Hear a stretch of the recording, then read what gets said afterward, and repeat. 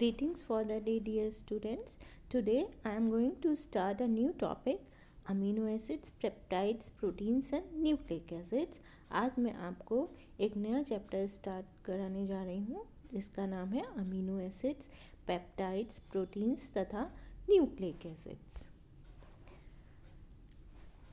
इसमें आपके सिलेबस में जो सब टॉपिक्स हैं उनके बारे में जानकारी दी गई है।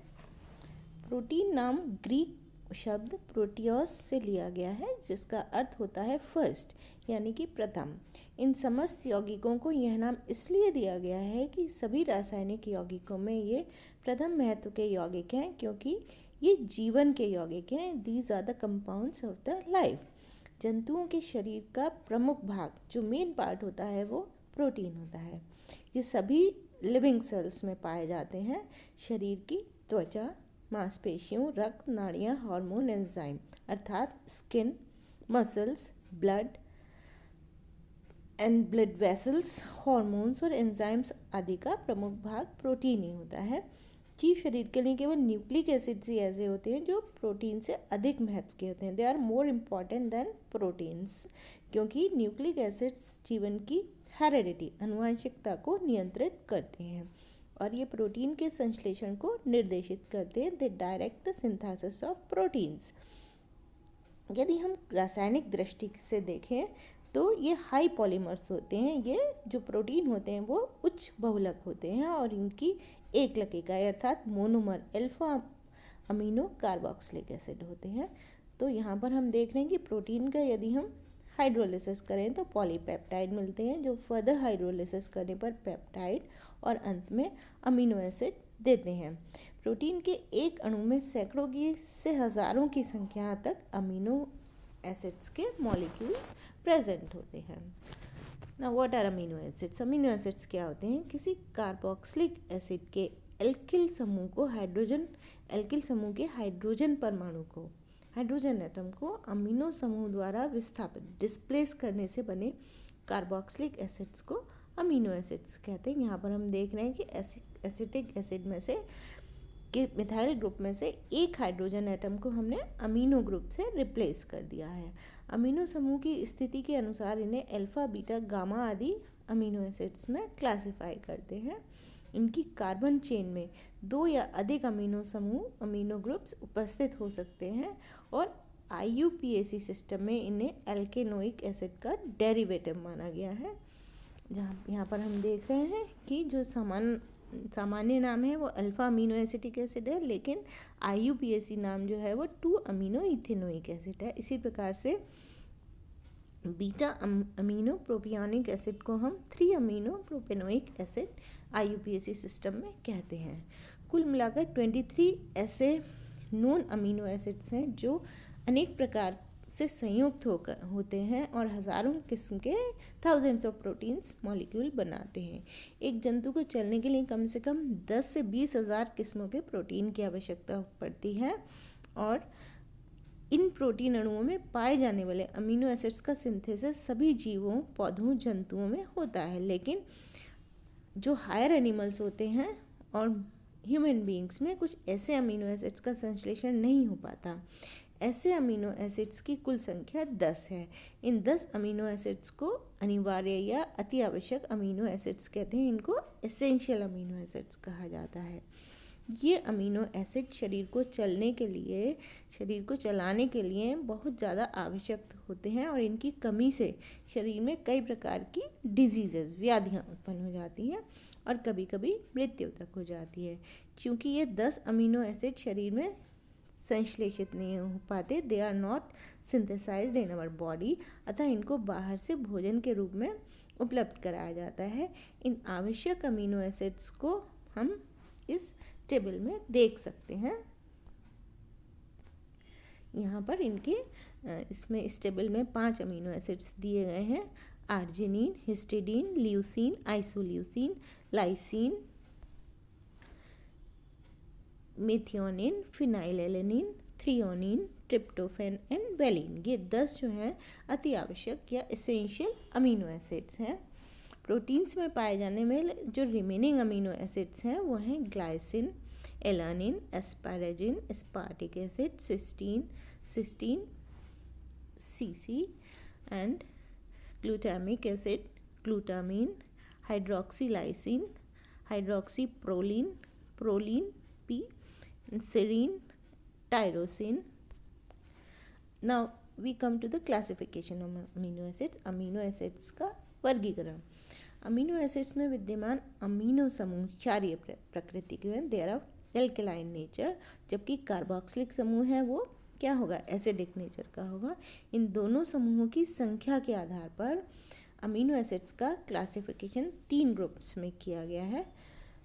उदासीन अमीनो एसिड्स अर्थात न्यूट्रल अमीनो एसिड्स, यदि अणु में एक अमीनो समूह 1 अमीनो ग्रुप एंड एक कार्बोक्सिलिक ग्रुप हो तो ऐसे अमीनो एसिड्स को हम उदासीन या न्यूट्रल अमीनो एसिड्स कहते हैं. इनको हम, जो सूत्र है वो इस प्रकार है, RCHCOOH, और जो CH है उस पर एक अमीनो समूह लगा है. ग्लाइसिन, एलानिन आदि इस श्रेणी के उदाहरण हैं. अम्लीय amino acid, acidic amino acids, ये वे अमीनो एसिड हैं जिनके अणुओं में एक अमीनो समूह व 2 कार्बोक्सिलिक समूह विद्यमान हो तो हम इनको अम्लीय अमीनो समूह कहेंगे. इनको हम निम्न सामान्य सूत्र से बता सकते हैं. Aspartic acid and glutamic acid इनके उदाहरण हैं. यहाँ पर हम देख रहे हैं कि इनमें एक अमीनो समूह और 2 कार्बोक्सिलिक समूह विद्यमान हैं. इसी वर्ग के उदाहरण ये ग्लूटामिक एसिड और एस्पार्टिक एसिड हैं. अब थर्ड है इसमें क्षारीय अमीनो एसिड या बेसिक अमीनो एसिड्स. वे अमीनो एसिड जिसमें 2 अमीनो समूह और एक कार्बोक्सिलिक ग्रुप समूह हो तो फिर इसको हम क्या कहेंगे, क्षारीय या बेसिक अमीनो एसिड्स. इनको हम सामान्य सूत्र इस प्रकार से दिखा सकते हैं.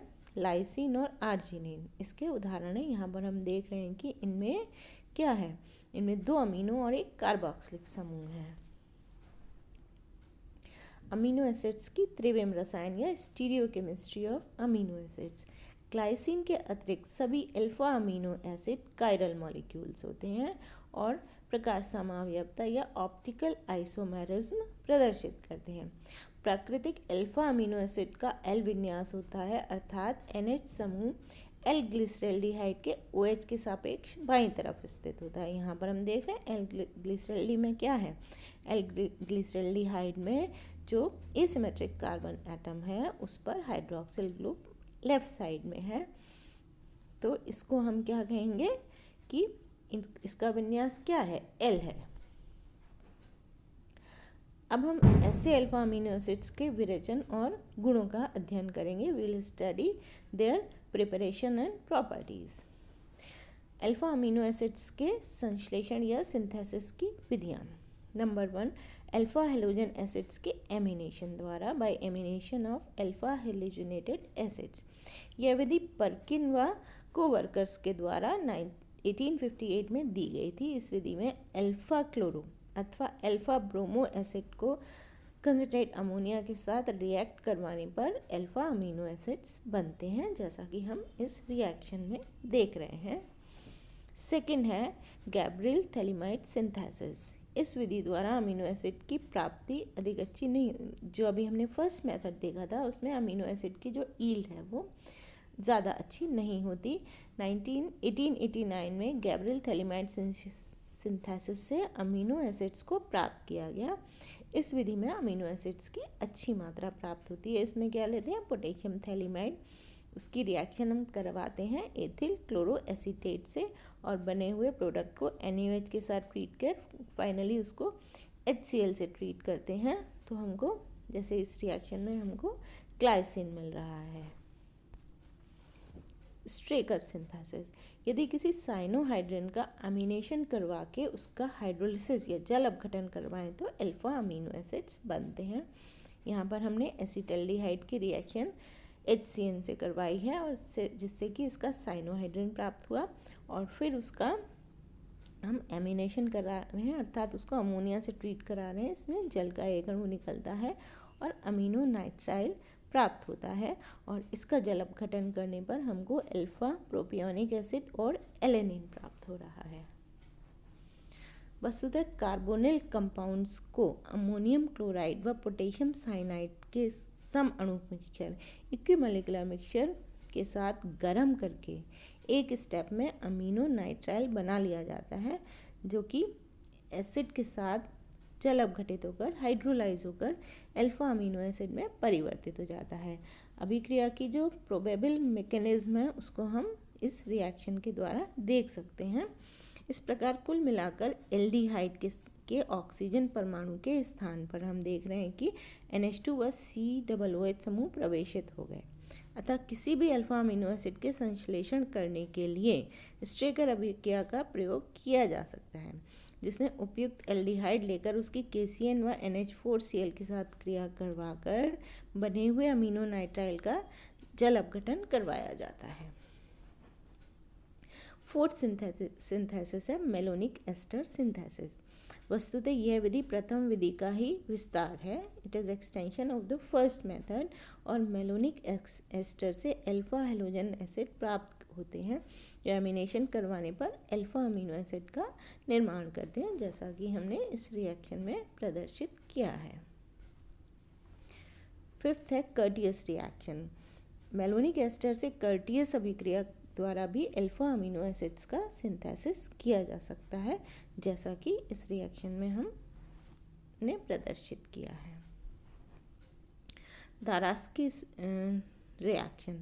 इस विधि में किसी एल्डिहाइड को साइनोएसिटिक एस्टर के साथ कंडेंस या संघनित करवाकर साथ ही साथ उसका हाइड्रोजनेशन भी करवाया जाता है और बने हुए एल्किल साइनोएसिटिक एस्टर से उपर्युक्त वर्णित विधि द्वारा एजाइड बनाकर उसका जल अपघटन किया जाता है।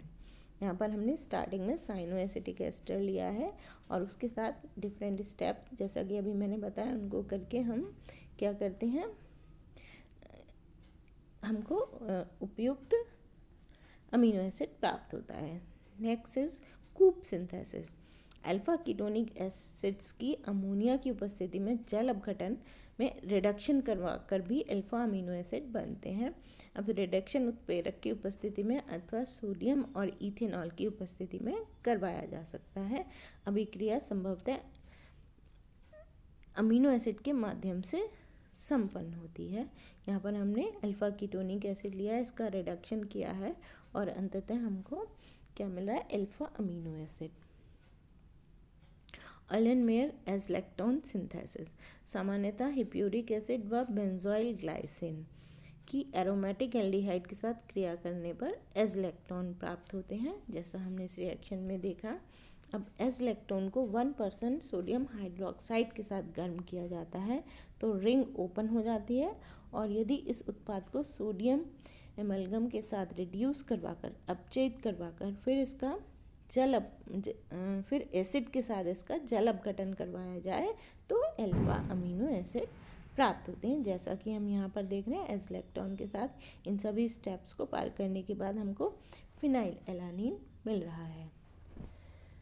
एरोमेटिक एल्डिहाइड का हाइडेंटिन के साथ संघनन या कंडेंसेशन करवाकर बने हुए प्रोडक्ट का सोडियम एमलगम के साथ रिडक्शन व HCl के साथ जल अपघटन या हाइड्रोलिसिस करवाने पर भी अल्फा अमीनो एसिड बनते हैं तथा इंडोल 3 एल्डिहाइड को से ट्रिप्टोफैन इस डिफरेंट स्टेप्स में जो अभी आपको बताया उनसे हमको प्राप्त हो जाता है। यहाँ पर हमने स्टार्टिंग कंपाउंड में क्या लिया है, इंडोल 3 एल्डिहाइड, और इसकी रिएक्शन हाइडेंटिन के साथ इसको हमने कंडेंस किया है और after several steps we are getting tryptophan, हमको ट्रिप्टोफैन प्राप्त हो रहा है।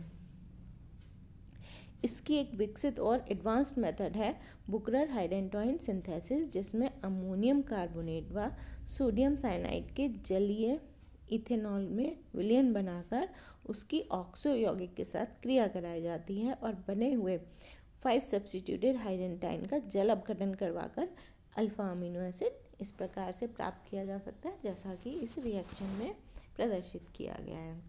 इसका 10th मेथड है एरोमेटिक एल्डिहाइड्स को डाइकीटोपाइपराजीन के साथ भी कंडेंस करवाया जा सकता है। बने हुए प्रोडक्ट को HI व रेड फॉस्फोरस के साथ गर्म करने पर अल्फा अमीनो एसिड्स प्राप्त होते हैं।